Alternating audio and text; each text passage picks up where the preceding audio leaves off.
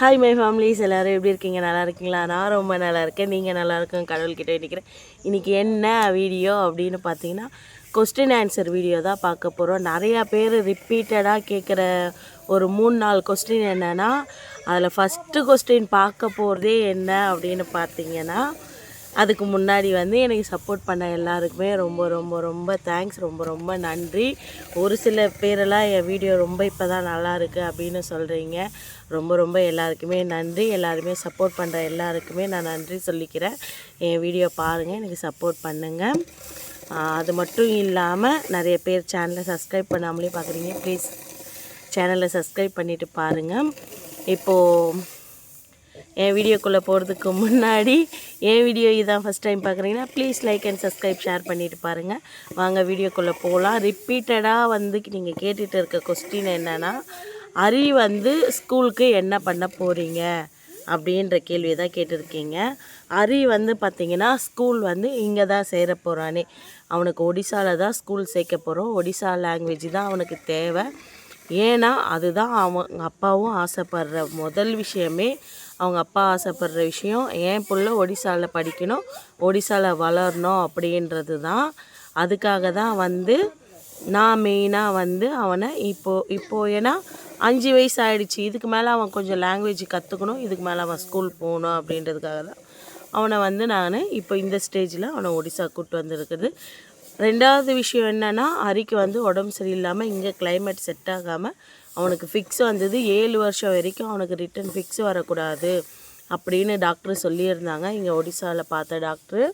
அந்த ஒரு காரணத்துக்காக தான் நாங்கள் அவனை தமிழ்நாட்டில் வச்சுருந்ததே. மெயின் ரீசன் இது தான். தமிழ்நாட்டில் அவனை வச்சுருந்தது காரணம் இது தான். அடுத்து ரெண்டாவது கொஸ்டின் என்ன கேட்டிருக்கீங்க, மாமா தமிழ்நாட்டுக்கு வருவாரா என்ன ஏதுன்னு கேட்டிருக்கீங்க. ஆமாம், அவங்க அடுத்த மாதம் தமிழ்நாட்டுக்கு கிளம்பிடுவாங்க. ரிப்பீட்டடாக கேட்குற விஷயம் என்னென்னா, மாமா தமிழ்நாட்டுக்கு போயிடுவாங்களா என்ன ஏதுன்னு கேட்டிருக்கீங்க.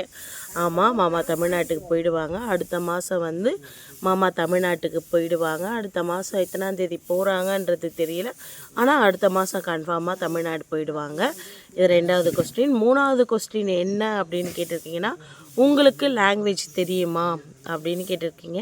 எனக்கு லாங்குவேஜ் தெரியும் அப்படின்றதுனால தான் நான் இங்கே இருக்கேன். ஆனால் ஃபுல்லாக எனக்கு லாங்குவேஜ் தெரியாது. கொஞ்சம் கொஞ்சம் என் வீட்டில் இருக்கிறவங்க கிட்ட பேசுகிற அளவுக்கு எனக்கு லாங்குவேஜ் தெரியும். நான் பேசுகிறத அக்கா புரிஞ்சிப்பாங்க. அதனால் எனக்கு அந்த அளவுக்கு கஷ்டம் தெரியாது. அதனால் நான் மேனேஜ் பண்ணிடுவேன். இந்த டவுட்டும் உங்களுக்கு கிளியராக இருக்கும். அப்புறம் மூணாவது கொஸ்டின் என்ன கேட்டிருக்கீங்கன்னா, நீங்கள் உங்கள் அக்காவுக்கும் அக்கா பசங்களுக்கும் மாமனாருக்கும் எதுவும் வாங்கிட்டு போகலையா அப்படின்றத கேட்டிருக்கீங்க. நான் எங்கள் மாமனாருக்காகட்டும் எங்கள் ஓரவத்திக்காகட்டும் எல்லாருக்குமே இங்கே ஒடிசாவில் தான் நான் வாங்கி கொடுப்பேனே தவிர நான் தமிழ்நாட்டில் இருந்து வாங்கிக்கிட்டு வர மாட்டேன். ஏன்னா அவங்களுக்கு அது அங்கே தமிழ்நாட்டில் இருந்து வாங்கிட்டு வர்றது செட் ஆகாது. அதிகம் விரும்புகிறது என்னென்னா ஸ்நாக்ஸுங்க தான் விரும்புவாங்க. அது நான் நிறையா வாங்கிக்கிட்டு கொடுத்தேன். அதுக்கப்புறம் என்ன விஷயம் விரும்புவாங்க அண்ணி அப்படின்னா, அங்கேருந்து எண்ணெய், அதுக்கப்புறம் டீ தூள் இதெல்லாம் கேட்பாங்க. அதெல்லாம் வாங்கிக்கிட்டு வருவோம் நாங்கள் அங்கேருந்து. என் அப்பாவுக்கு எப்போவுமே இங்கே தான் ஒடிசாவில் தான் அந்த காமேசா அப்படின்றது. அப்பா வேறு ட்ரெஸ் போட மாட்டாங்க. அப்பா அந்த நம்ம ஐப்பங்கோயிலுக்கெல்லாம் கட்டுவோம் பார்த்திங்களா, அந்த மாதிரி துணி தான் கட்டுவாங்க. அதனால் அதை தான் நான் வாங்கி தருவேனே இங்கே அப்பாவுக்கு. அம்மா சாரியுமே இங்கே தான் எடுத்து கொடுப்பேன்.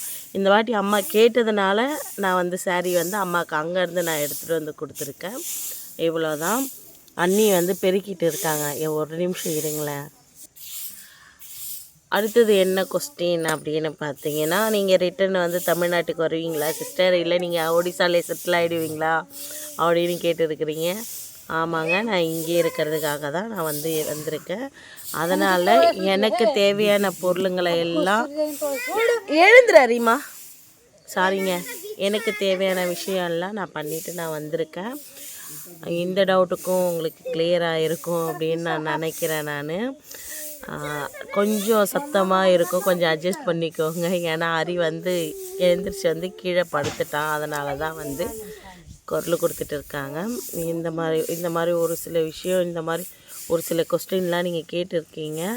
அதுக்கப்புறம் வந்து இன்னொருத்தவங்க அதையும் தாண்டி போய் கேட்டிருக்கீங்க.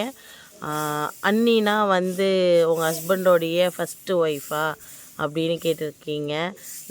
நான் சொல்கிறது என் ஹஸ்பண்டோடைய அண்ணி, ஹஸ்பண்டோடைய அண்ணி அப்படின்னு சொல்கிறேன். உங்களுக்கு அது கூட புரியலையாங்க? இந்த மாதிரி கொஸ்டின்லாம் எப்படி தான் கேட்குறீங்க அப்படின்னு தெரியல.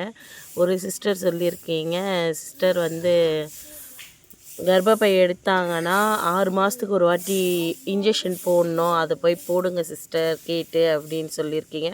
நானுமே அதை வந்து பார்த்துருக்கேன் சிஸ்டர், கேள்விப்பட்டிருக்கேன். ஆனால் அது எனக்கு டீட்டெயில் தெரியல. எனக்கு கர்ப்பப்பை எடுத்து 5.5 வருஷம் ஆகுது.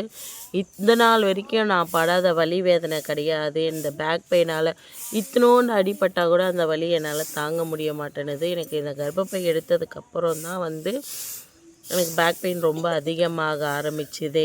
அதுக்கு முன்னாடி இந்த பேக் பெயின்லாம் எதுவுமே இல்லை. அதுவுமே தெரிஞ்சதுன்னா, யாருக்காவது தெரிஞ்சதுன்னா எனக்கு கொஞ்சம் கமெண்ட்டில் சொல்லுங்கள், அது டீட்டெயில் என்ன ஏது அப்படின்னு. அதுக்கப்புறம் சொல்லியிருக்கீங்க, நீங்கள் ஏன் இந்த துணி தலையில் போடுறீங்க, தலையில் போடாதீங்க அப்படின்னு இருக்கீங்க. இந்த துணி நான் தலையில் போட்டால் தான் எனக்கும் மரியாதை, என் ஹஸ்பண்டுக்கும் மரியாதை, என் வீட்டில் இருக்கிறவங்களுக்கும் மரியாதை. இந்த துணியை நான் தலையில் போடாமல் நான் இருக்க முடியாது. ஏன்னா இங்கே வந்து மூத்தார் இருக்காங்க. மூத்தார் இருக்கிறப்போ வந்து இந்த துணி இல்லாமல் நான் இருக்கக்கூடாது. இன்னும் கேட்க போனால் இந்த தலையில் துணி நான் எங்கள் வீட்டு சைடில் இவ்வளோ தூரம் வந்து இழுத்து விடுவாங்க. சரிங்களா? அந்த ஒரு கொஸ்டின்னு தான். அடுத்தது வந்து பார்த்திங்கன்னா, இந்த ஒரு கொஸ்டினுங்க நான் இன்னும் கொஞ்சம் விளக்கம் கொடுத்துட்றேன்.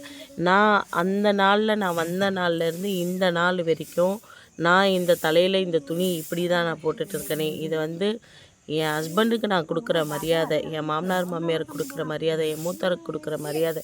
இந்த துணி நான் தலையில் இல்லாமல் இருந்தேன்னா அது என் மாமனார் மாமியாருக்கும் மரியாதை இல்லை, என் மூத்தாருக்கும் மரியாதை இல்லை. இன்னும் கேட்க போனால் எங்கள் மூத்தார் சாப்பிட்ட தட்டெல்லாம் நாங்கள் எடுக்கக்கூடாது. அவங்களுக்கு சாப்பாடு நாங்கள் போட்டு இடையே தான் வைக்கணும். அவங்க நிழலை நாங்கள் மிதிக்கக்கூடாது அப்படின்னு சொல்லுவாங்க.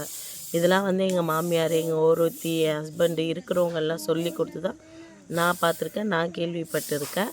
அதனால் வந்து இங்கத்தி கலாச்சாரம் எப்படியோ நான் அதை போல் தான் இது வரைக்கும் இத்தனை வருஷமாக நான் நடந்துட்டு வரேன்.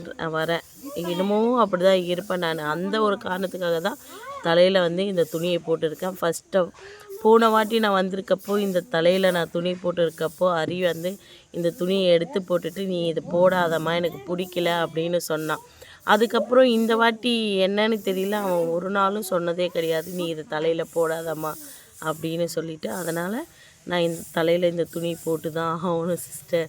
அப்புறம் ரிப்பீட்டடாக இன்னொரு கொஸ்டின் வருது, நீங்கள் ஐப்ரோ பென்சில் போடுங்க, ஐப்ரோ பென்சில் போட்டிங்கன்னா அழகாக இருப்பீங்க, உங்கள் முகம் கொஞ்சம் நல்லாயிருக்கும், தயவு செஞ்சு ஐப்ரோ பென்சில் போடுங்க அப்படின்ட்டு சொல்லியிருக்கீங்க.